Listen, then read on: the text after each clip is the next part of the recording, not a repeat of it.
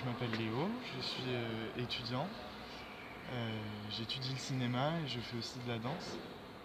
Ce qui m'a plu dans l'Autonie, c'était à la fois cette possibilité de travailler dans la précision, tout en apprenant à être dans une forme de lâcher prise et d'indulgence vis-à-vis de soi. Donc, étant danseur,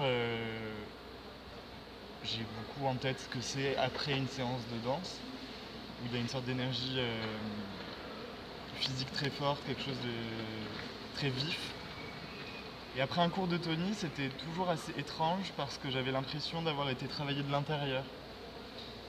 Là, j'avais l'impression d'être dans un autre travail, quelque chose qui m'amenait plus loin et qui me faisait surtout travailler sur mon rapport à mon corps, plutôt que sur mes muscles uniquement. Et je crois que ça m'a aussi permis de prendre conscience qu'il y avait une véritable... que c'était intéressant de toujours penser ce lien entre les deux, de pas penser que le corps, mais de toujours penser le rapport au corps.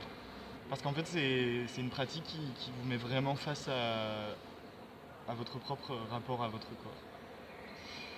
Et que c'est pas toujours quelque chose de facile, et je pense que donc l'autonie, ça peut être vraiment un travail difficile, et en même temps, je pense que c'est aussi sa force parce que ça permet de... Je vois dans quelle mesure l'autonie peut être un moyen de travailler avec des gens qui ont des traumatismes liés à leur corps.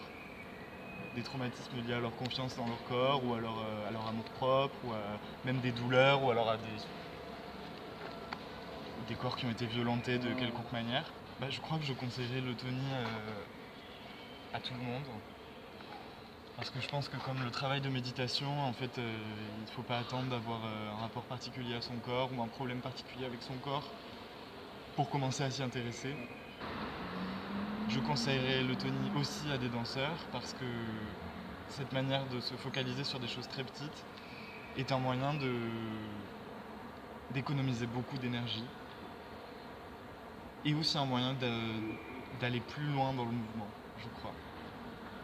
Et donc, et en même temps aussi de découvrir de nouveaux mouvements.